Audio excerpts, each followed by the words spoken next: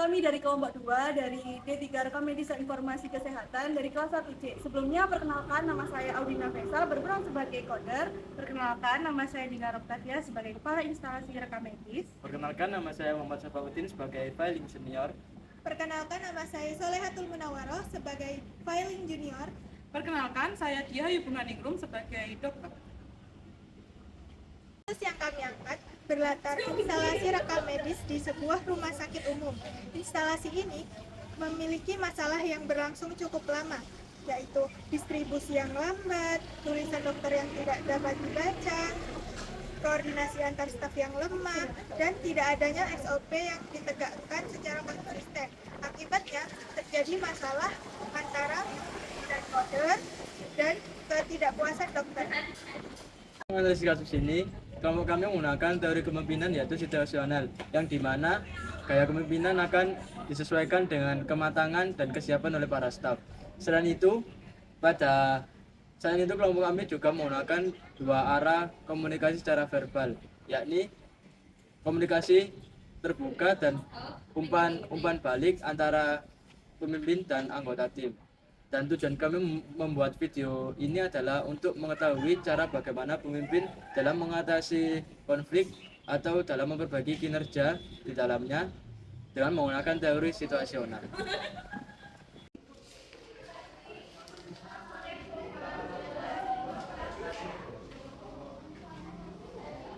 Coba tolong cari berkas nomor rekam medis 04578 ya, atas nama Budi Santoso. Nanti taruh ke mejaku ya, soalnya ini urgent banget. BPJS deadline hari ini soalnya. Oke? Ica, boleh minta tolong ambilkan dokumen rekam medis dengan nama Budi Santoso dengan nomor rekam medis 04578. Soalnya aku lagi banyak kerja, nanti bisa dikasihkan ke Audi ya. Siap, Kak.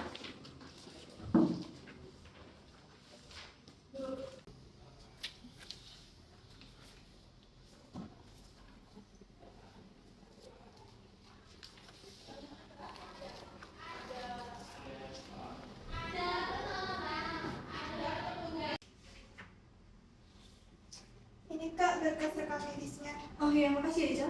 Ya.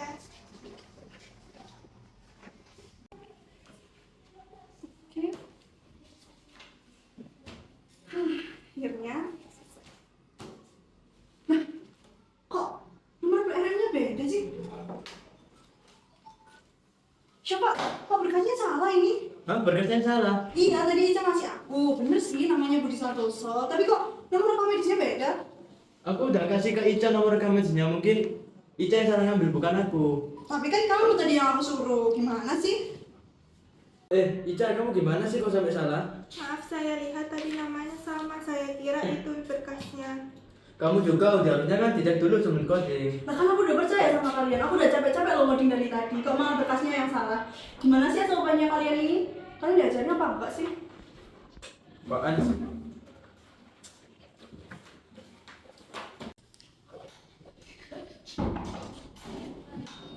Permisi. Saya mau ambil berkas rekam medis atas nama Budi Santoso. Tadi katanya sudah selesai di coding. Baik, dokter sebentar ya, saya carikan dulu.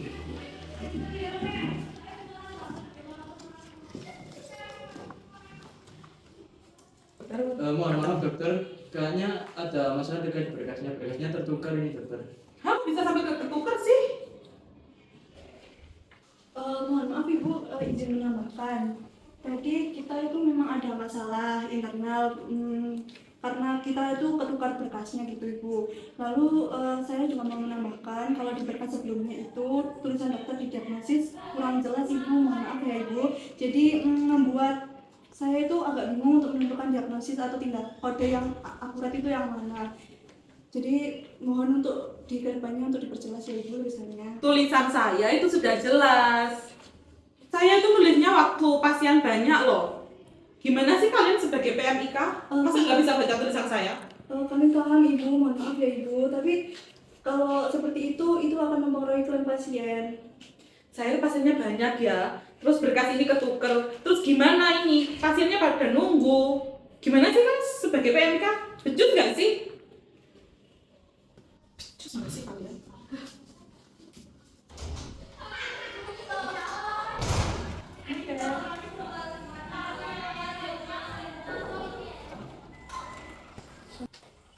Dokter Bunga tadi kesini ya? Iya, Bu. Saya mau kasih tahu ya buat kalian. Ada laporan distribusi berkas telat 45 menit untuk pasien rawat jalan.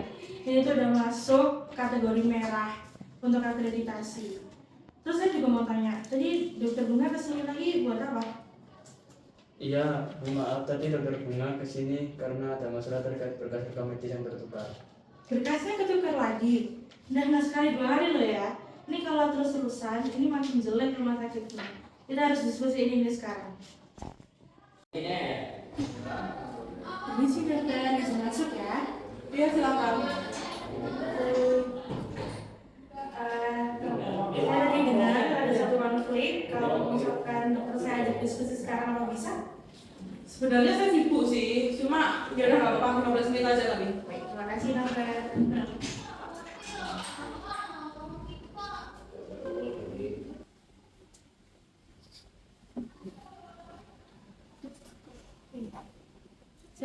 Saya minta semuanya untuk duduk.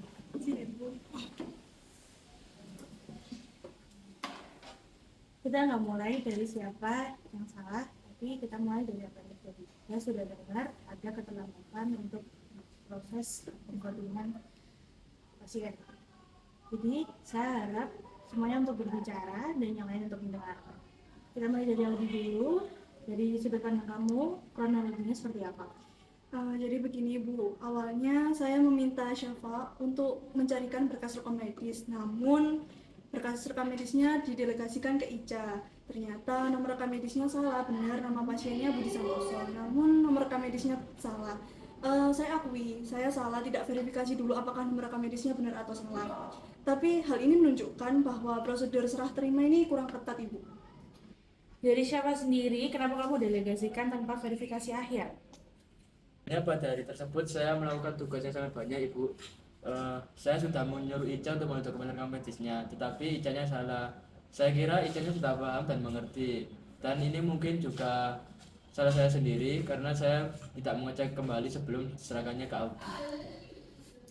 Dari Ica sendiri, apa yang bisa kamu pelajari dari kejadian ini? Nama pasiennya bisa sama, tapi nomor rekam medis itu unik. Saya harusnya mengecek kembali nomor rekam medisnya terlebih dahulu.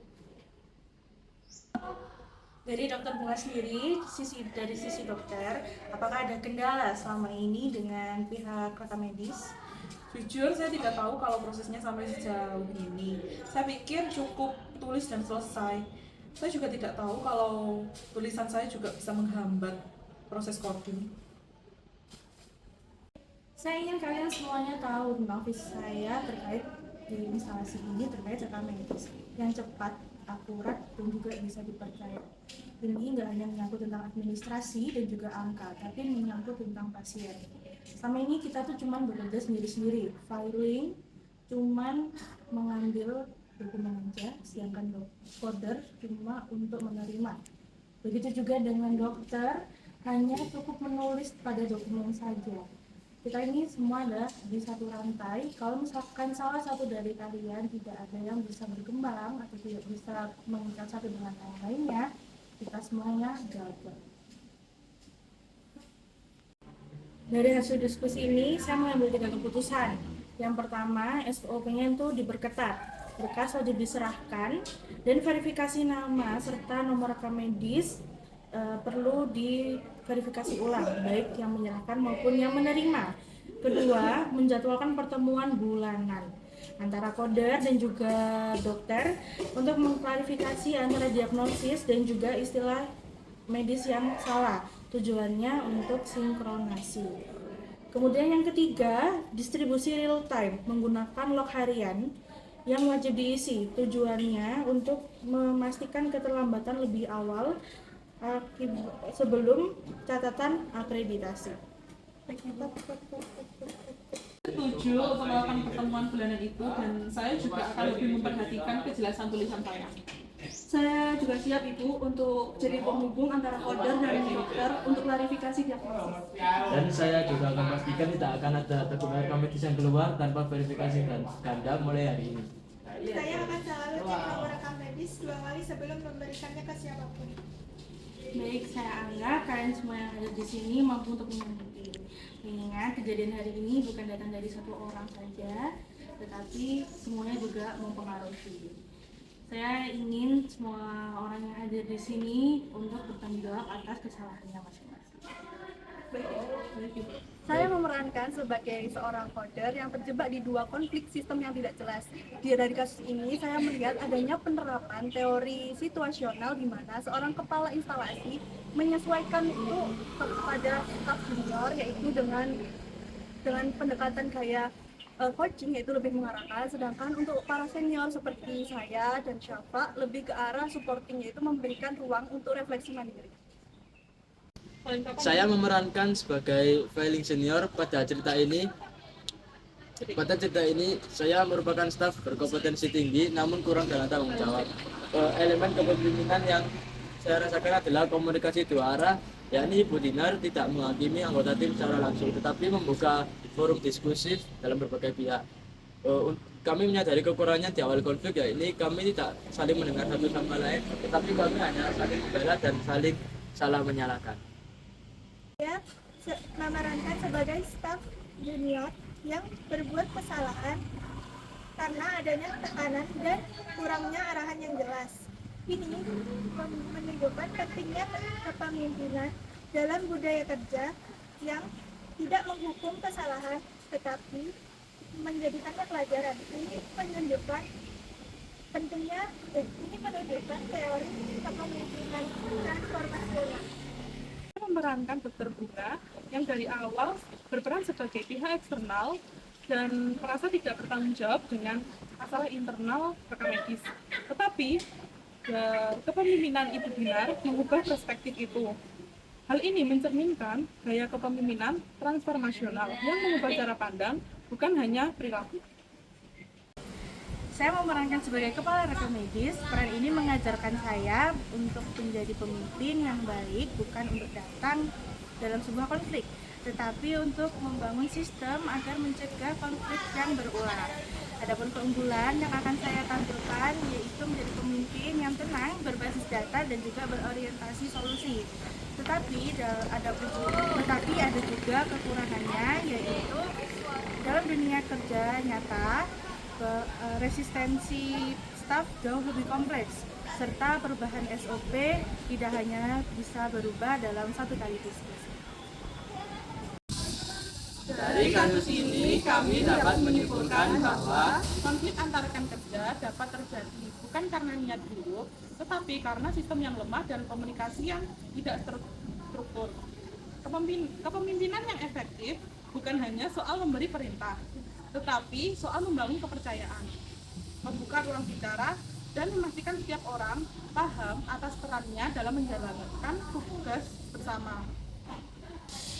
Bukan salah siapa, tetapi tanggung jawab Kita bersama. One is the loneliest number that you'll ever do.